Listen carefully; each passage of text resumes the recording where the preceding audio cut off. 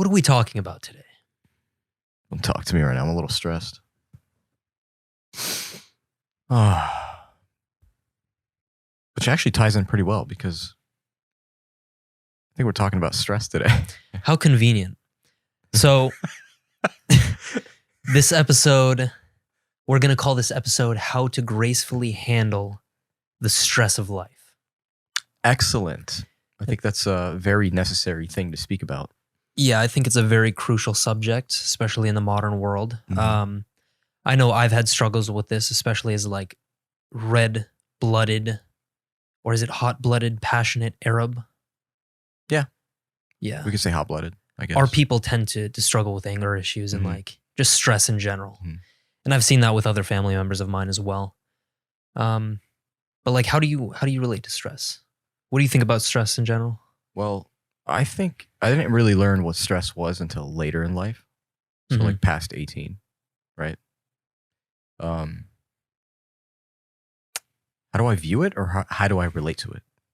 How do you relate to it? I think that's the easiest one to go with. Well, it's definitely one of my motivators, right? If I need to get something done and I'm stressing about it, that stressor, it builds upon itself and it just bounces back off itself to push me to do it more.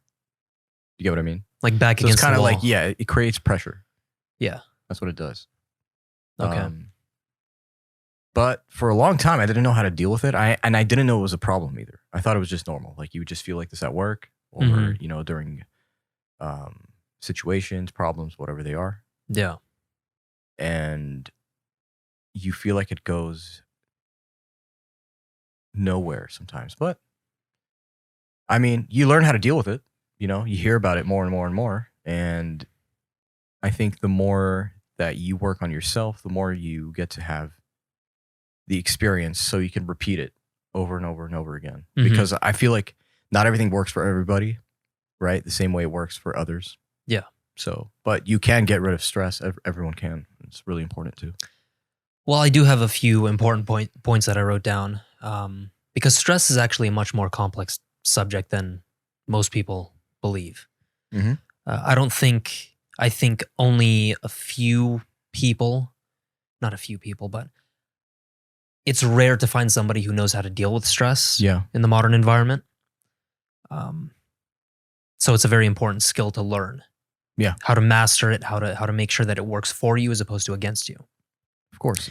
So the first thing I want people to understand is that the body perceives stress as stress, meaning whatever the source of that stress, the body treats it the same way. So if it comes from a piece of chocolate cake in the form of too much sugar, that's a stressor upon the body. If it comes from a relationship argument, that's another form of stress. So there's no such thing as like this stress is more harsh than the other. Yeah. It all adds up at the end of the day. Stress summates within the body. Yeah. So it's all one whole stress.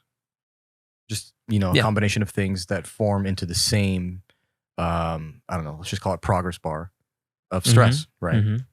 So you're 30% out of 100 stressed. If you're 100% stressed, you're probably dying tonight. It's very true. Yeah. I mean, you can get an aneurysm from that. And that is why I think we're going to attack it today and just kind of like, give our 2 cents on how to deal with stress. Yeah. How to manage that. And if you notice how most people live, they're being bombarded from all angles. You have chlorinated water in the shower. And of course, this is stuff that I know about being like obsessed about health and wanting to help people. Yeah.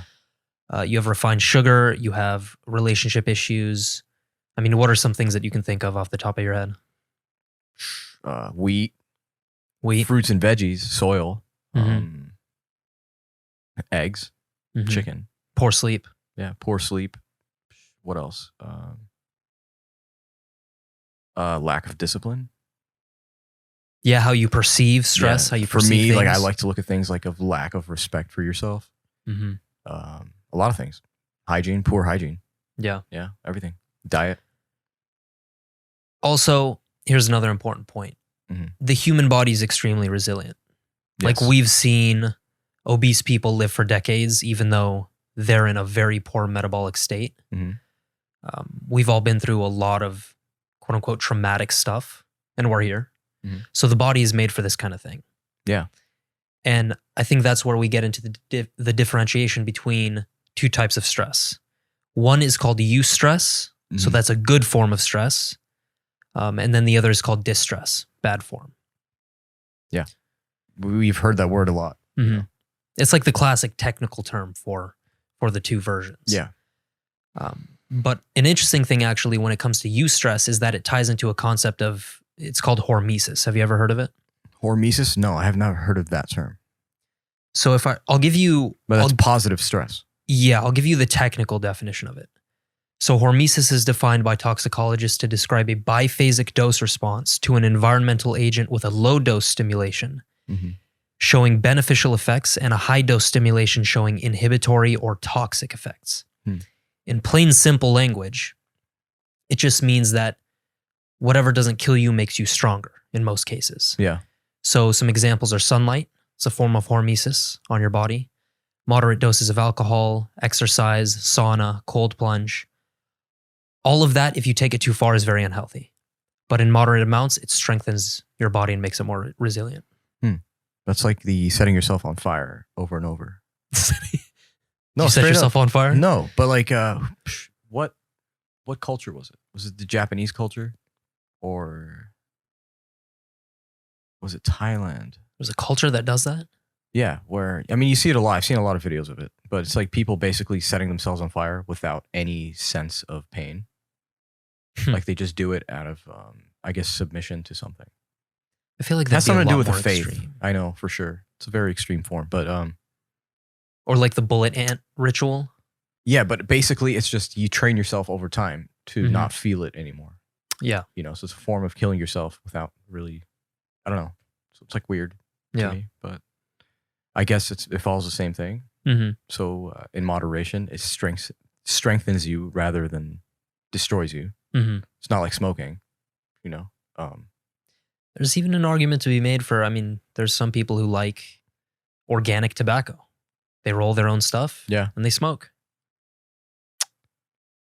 I don't know about that one. Interesting But enough. Yeah, like dip your toes into things moderately, even if they're considered unhealthy. yeah. Hmm. So it begs the question. I'm surprised you don't have a problem with that. What? You know, even if something is bad, like for example, we know drinking, it's just harmful, right? It's technically a toxin. So, but in moderation, it makes it good, right? It doesn't make it good morally. I mean, No, there's not morally. Like, I mean, for your body. Yeah. Mhm.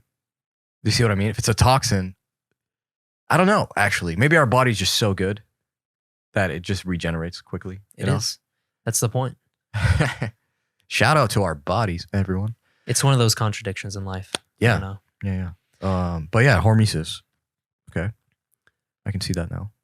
So I think a good segue is like, how do both of us as individuals guard ourselves against stress? What do you do specifically? It could be mental, physical, anything. Definitely gym, right? Just stepping foot in there already helps. Mm-hmm. And don't forget that, like, I always know in the back of my mind that other environments exist that I can visit, right? So, you know me, like sometimes I'll be like, let's go to the library. Yeah. What? Mm-hmm. I don't know. Screw it. Let's just go. Like, I like the acoustics.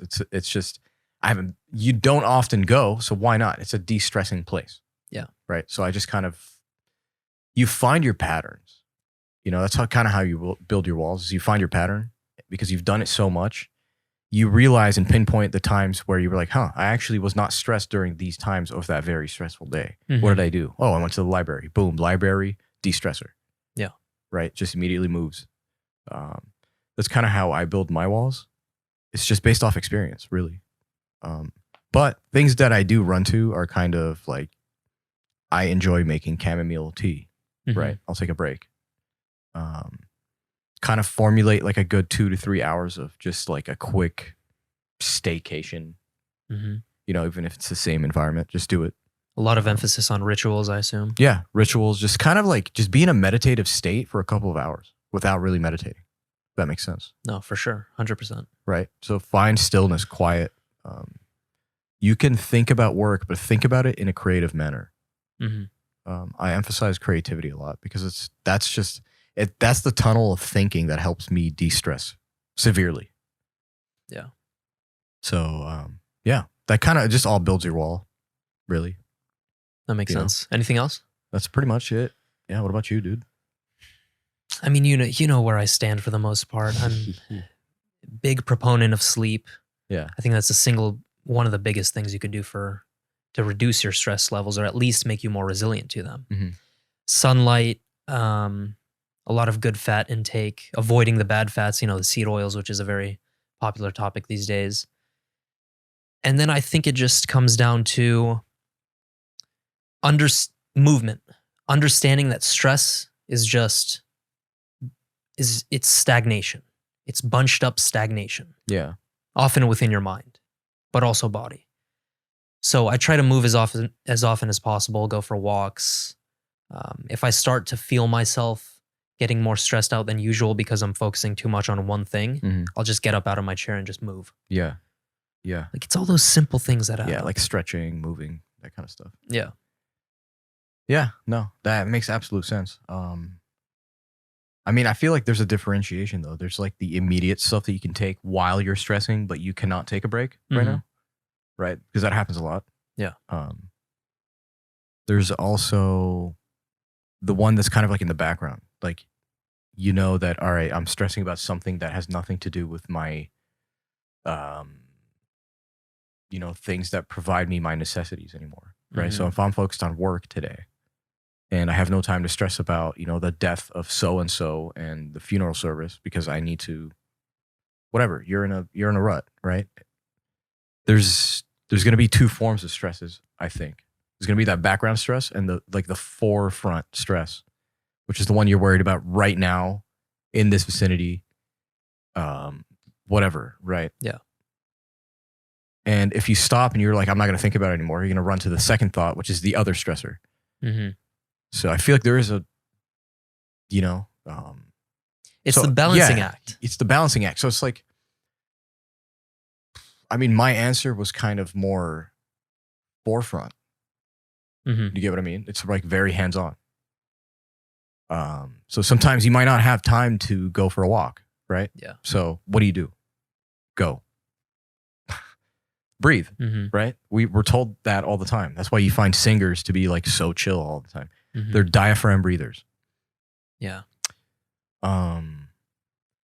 We forget. I mean, think about it. Like, have you've ever been stressed or anxious for a second, and when you breathe, it's so choppy, whether you like it or not. It's kind of like you're definitely not aware of it. You're not aware of it, no. And what is that? That's lack of oxygen to your brain, which adds more stress. Adds more stress because now you can't even think clearly. Yeah. So what are you doing? What do you do? You know what I mean? What are your tips on like what to do? Mine are, for example, breathing. Breath is a great way to get into it. Yep. Because a lot of people, you see them either breathing from the mouth or the chest, when it should start from the diaphragm or from the belly. Like 2/3 of it should start from the diaphragm and then the last third should go up into the chest. Yeah. I mean, I think that's the most simple hack you could give somebody. Yeah. Breathing through the nose, exhale through the mouth. Very simple. Yeah. What else? I know I'm trying, I mean, you bring up a good point when it comes to the background and then the forefront. It ties into the whole balancing act because you might have a deadline for work and you're so focused on that and it's stressing you out. But meanwhile, you're trying to balance so many other areas of your life, relationships, health, so on and so forth. So it's a very tricky thing. It's a very tricky landscape to navigate. And I've also noticed, like, honestly, drug use as well. Like the stimulants, coffee, nicotine, any other ones. I've experienced a lot of unnecessary stress from abusing those, actually. Especially nicotine. Yeah, I mean, anxiety, that kind of stuff. It's uncontrolled, Yeah. That do be making sense. that do be making sense? Yeah, 100%. I mean, anyone that has used anything, knows this to be true. Like when you wake up in the morning, try not having coffee. Right? What the hell's wrong with you? It's hard for a lot of people. Yeah, dude. I'd rather not brush my teeth, but I need my coffee. That makes no sense. Yeah. Like I haven't woken up yet. You know what's wrong with you? How dare you? How dare you? Yeah. So I think not becoming that person, you know, the one that is controlled by these things, is the ultimate goal. For sure. Because that's just more things not to worry about. That's it. And without any worries, there's less stress. Yeah. Yeah. But other than that, I just wanted to say that like background stresses, what do you do for background stresses? Like sleep. We mentioned sleep. What's kind of recommended for like what time? Oh, in terms of the specifics? 10, 9:30, 10:30, 11? So I think there are a handful of like key pillars that are very important to focus on. Number one is get into bed by 10 p.m., 10:30 p.m. at the latest. That's because your body follows a very specific clock according to the sun. It's called the circadian rhythm. And that alone could differentiate the result of either being a healthy person or having disease. So if you neglect sleep, that's obviously going to come with a lot more stress. You're going to be more likely to lash out at little things that shouldn't really stress you out. So 10:30 p.m. max. Another one is finish your last meal by 7:30 p.m. because digestion interferes with sleep. I agree with that one 100%. What else? Sleep in a cool room makes you more likely to get into a deeper state of sleep. Yeah, like a sick ass room, dude. Like it's actually crazy. No, I'm kidding. But like, yeah, like a cool room. Yeah, like a temperature cool. We've all tried to sleep in a hot room. It's hell. I mean, yeah, when I'm in there, no, I'm kidding. But when I'm in it, it's different. Yes. No, absolutely. Sleep. Yeah. In a cool room. But also, let's go back to the previous one you said, which was finish the last meal by 7:30. Yep. What about now? As you know, Mr. Acid Reflux over here. Bingo. That is the first thing I had to do and get rid of is actually stop eating 4 hours before bed. So 7:30. Think about that. Yeah. A little less than 4 hours, but still, you get the point. It's like you don't want your body to be digesting or doing any crazy things while you're asleep because it's unnecessary. Like if nothing's wrong with you and your body doesn't need to repair anything, right? Then it's obviously resting with you. Yeah. But if you're sleeping and you force your body to work and do things overnight, that's taking away hours of quality sleep. Of recovery And everything. Because by the time it started recovering, he woke up. And you don't have to be militant about it. I just think avoid the large meals as much as possible. So you could have a glass of warm raw milk mixed with honey, cinnamon, something like that, a sleep tonic that will actually improve the quality of your rest. Yeah, that's true. I mean, don't do me and down 2 double doubles with chopped chilies and extra toasted buns. I've done that way too many times. On a Tuesday night at 10. I've done it way too many times. Yeah, no, not cool. It destroys you. And actually, you have a terrible day the next day. Bro, waking up after that, it's awful. Terrible, dude. Not fun. It's like you got hit by a truck. Yeah, it's like you're old. It's like you're old. You just can't move. Yeah. Terrible. Nasty. And then actually last one for the sleep is have your caffeine as early as possible within the day. And don't go past 12. Don't go past noon. Yeah. I mean, honestly, I started like having the rule of if I'm going to follow like a caffeine rule, don't go past 10:30. Because 10:30, after 10:30 to me, that's lunch. That's no longer breakfast. Keep it in breakfast hours. Yeah. Right? So if you want to have a longer coffee day, wake up earlier. Hack. And the reason for that is because coffee has a very long half-life. Yeah. Meaning if you have 100 milligrams, which nobody does, everyone has like 300 milligrams in the morning, that means 5 to 7 hours later, you'll have half of that amount. So 50 milligrams within your system. Yeah. A little bit more time after that, you'll have half of that amount. So 25. Yeah.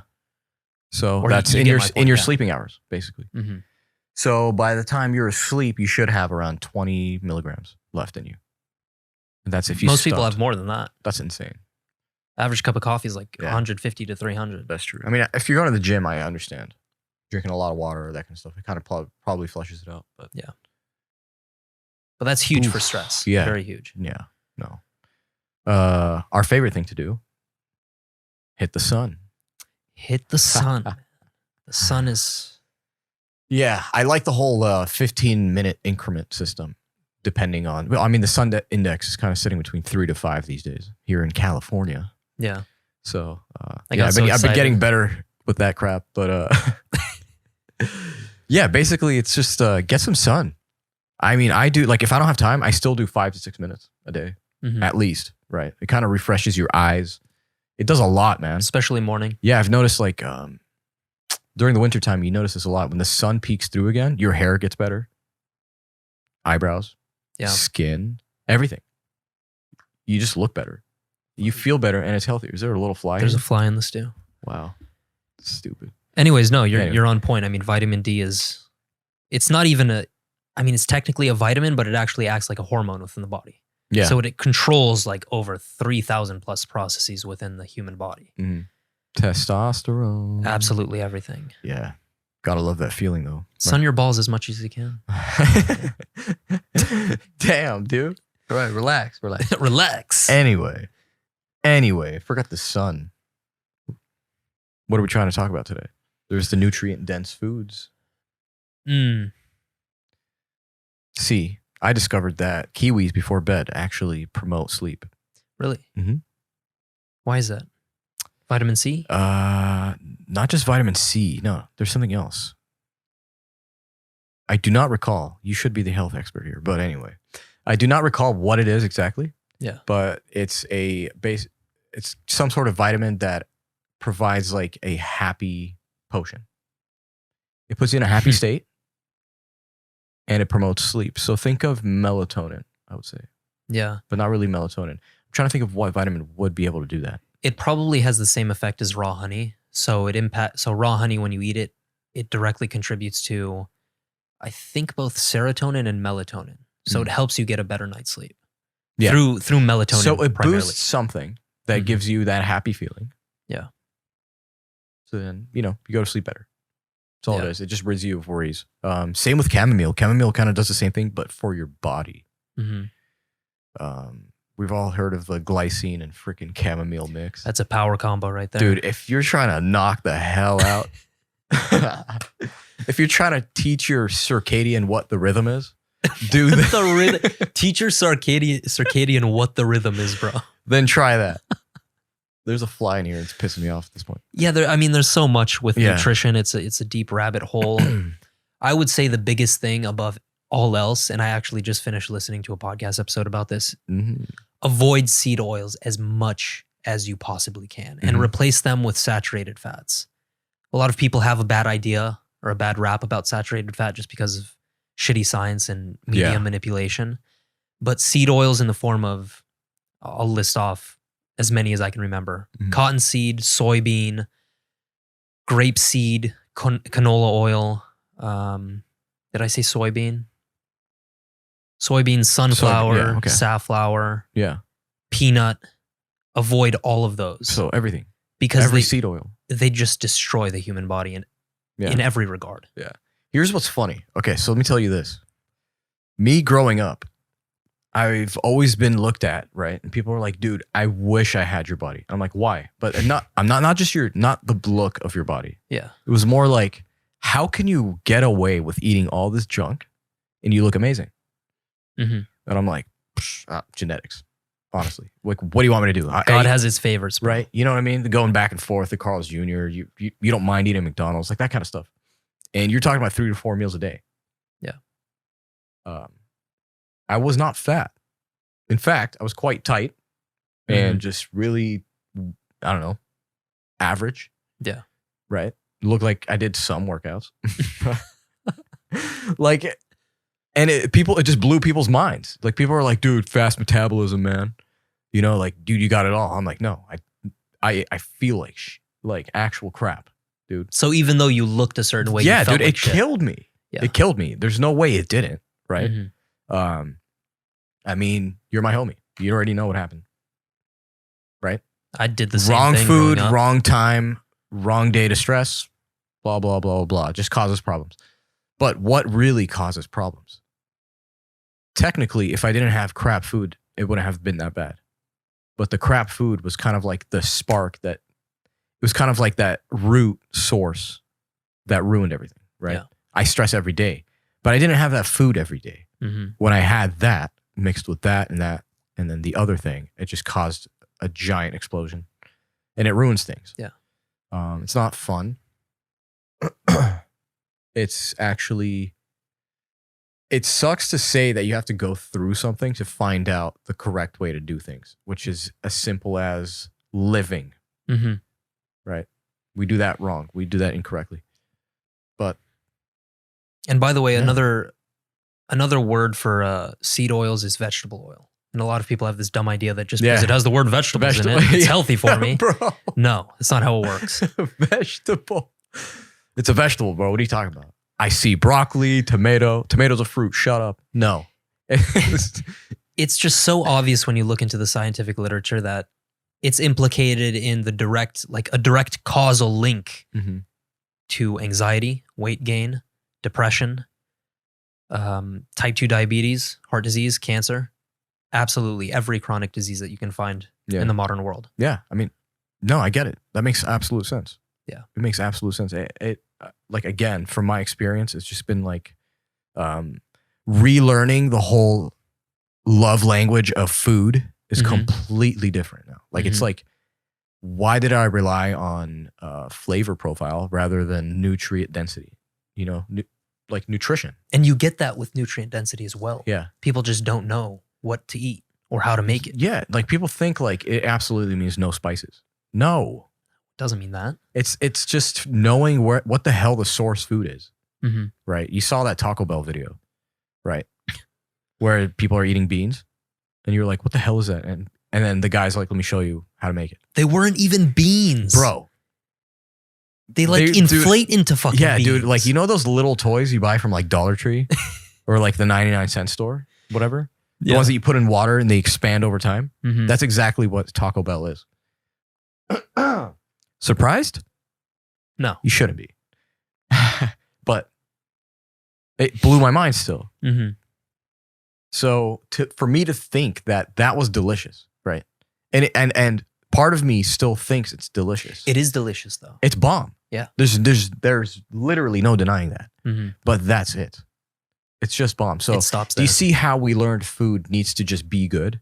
Mhm. It doesn't. You shouldn't ask too many questions. Is it good? Yes. Oh, perfect. Yeah.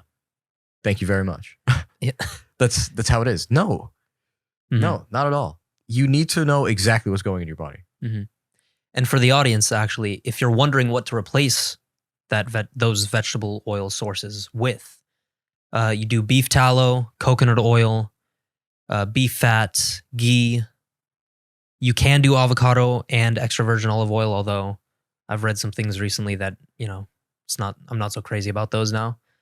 But those are your options to replace. Yeah, there are some good butters too. Yeah. Kerrygold butter. Ooh, Yeah, so good. so good. Yeah. Way too good. Especially slapped that on a tomahawk. Duck fat. You ever had duck fat? I have not had duck Oh fat. my God. Bomb? It has a very distinct flavor. Wow. Quack quack. Quack, quack. It hits you like quack. It eats you like quack. Okay. Well, Anything else on nutrition? on nutrition, I think that's about it, man. I think it's just take care of your body as much as possible and start with nutrition, because nutrition is going to start better sleep. Yeah. It's going to start better days, better moods, and better momentum generally. I Absolutely. think. Yeah. Absolutely. Yeah. Let me see Is what that else we have. Number 5. Bear with me while I pull up the master note.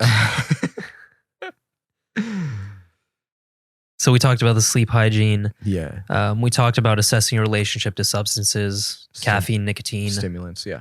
Yeah.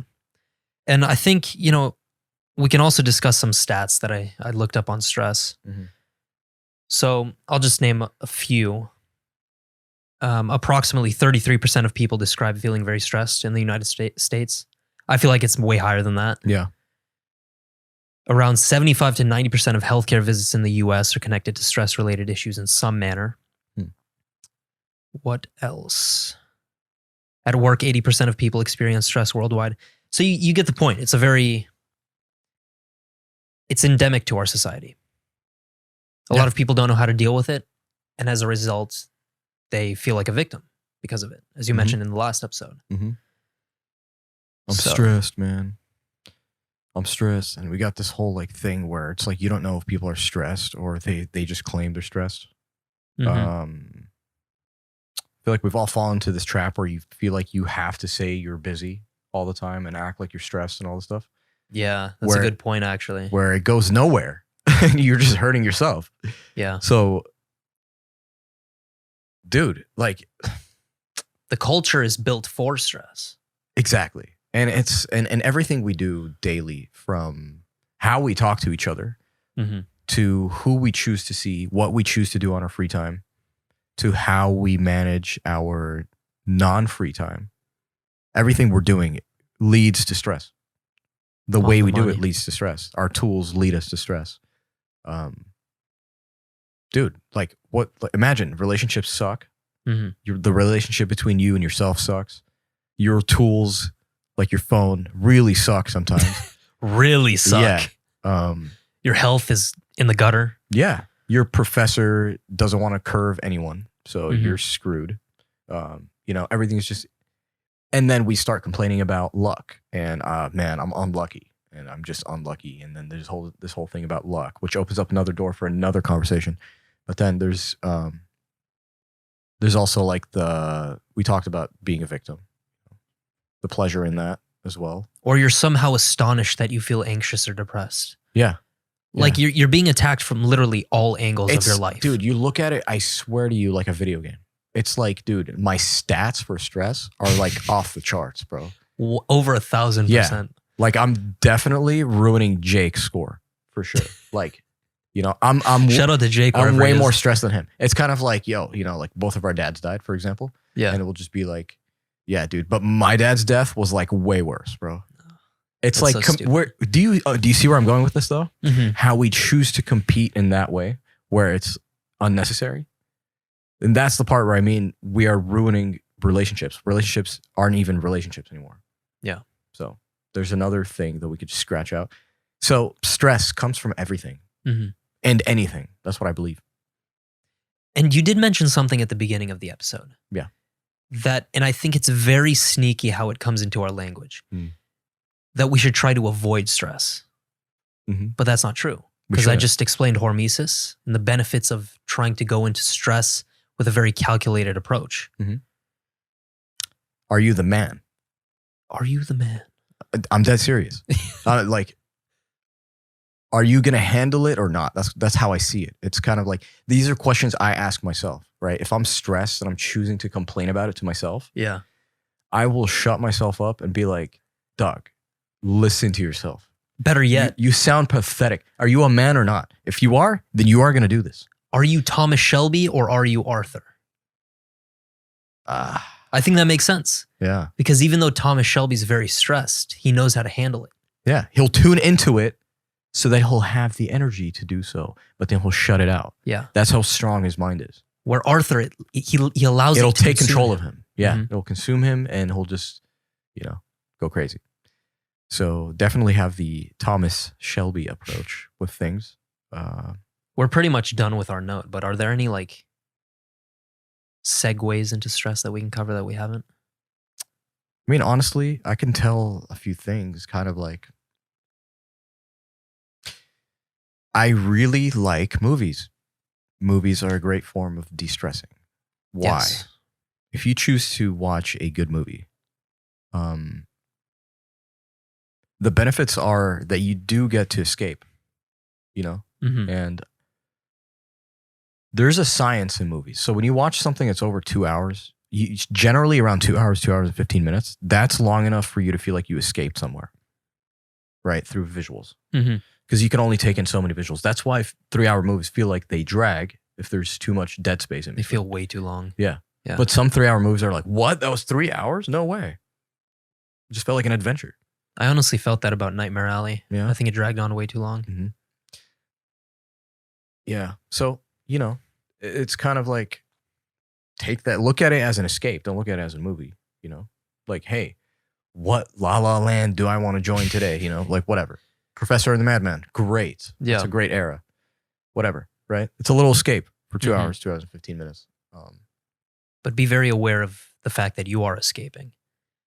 Because a lot of people, that's the number one way people try to escape. Yeah. Or try to avoid stress. Yeah, being conscious of the fact that you are escaping and this is your time and you deserve this time. Yeah, for sure. A lot of us, I think, just stop at the fact that we don't deserve this.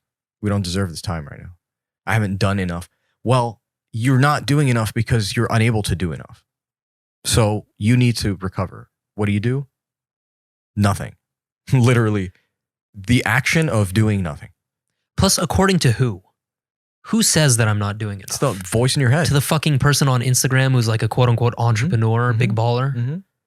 Like that type of shit. Yeah. I don't know. It's like the question of, oh my God, I think my stove is on fire. I think I forgot to turn it off. Yeah. Is this equivalent of, did I make my bed this morning? As if you're going to piss off the gods of the stove or the bed. That makes no sense. The gods of IG entrepreneurship. It just doesn't make sense, man. Yeah. It's just so dumb. Yeah. Vaynerchuk. Vaynerchuk. Dude. Yeah. I just but yeah, I'm trying to think of like practical things that, maybe I discovered. Yeah. As a de-stressor. I'll tell you the majority of the shit we gave to you as recommendations, that covers 90 to 95% of it.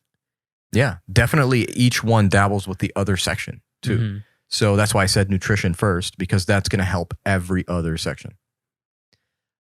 Honestly. I think we can cover the mental aspect. Like how one perceives stress in life. Because we haven't really touched on that. It's like that neighbor that causes problems all day and he's knocking on your door right now. Like, do you perceive it as an obstacle or an obstacle to become stronger or as something to weaken you? I think that's what it comes down to. It still is a battle. Like if it shows up, right? If it shows up, you're not going to want to deal with it because you're going to be like, man, like there's never a good time for stress, right? So you're going to feel like, dude, it's pushing me and I have to push back now.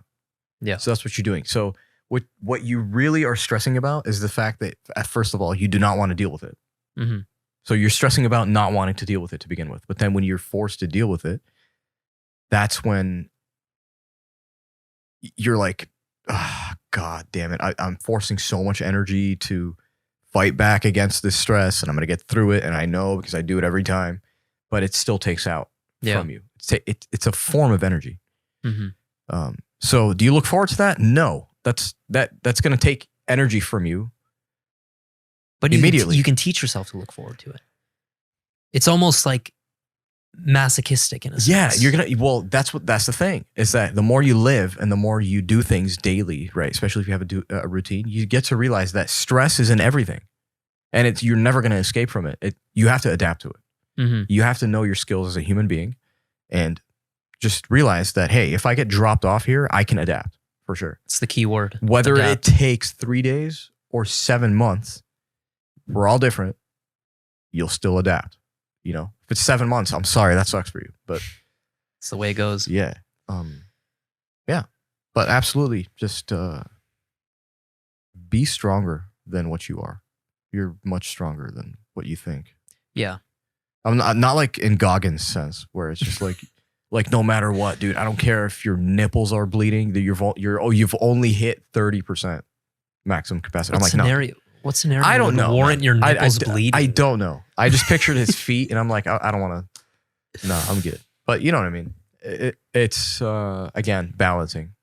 You are stronger than you think, but you got to make sure you take care of all the other shit that you know you need to take care of. Yeah, you're stronger than you think, but if a joint pops, just stop, dude. Just stop. Just stop. Stop popping joints. Exactly. But yeah, I think we have all that covered. Unless you have like a personal story that you would like to share. No? Personal story. No, I honestly, I think that Very- covers the majority of Yeah, it. that's kind of like, I think we just brought everyone back to the baseline of how to do things. Yeah. But yeah, if you found that helpful, go ahead and give us a 5-star review on Spotify, guys. You can find us on YouTube at the 2 a.m. podcast. You can find us on Spotify and Apple Podcasts and all major streaming platforms. Go ahead and check us out there. So like, subscribe, and yeah, turn on your bell notifications so you'll never miss an episode. And until next time, guys, we will catch ya. Don't stress too much. Peace.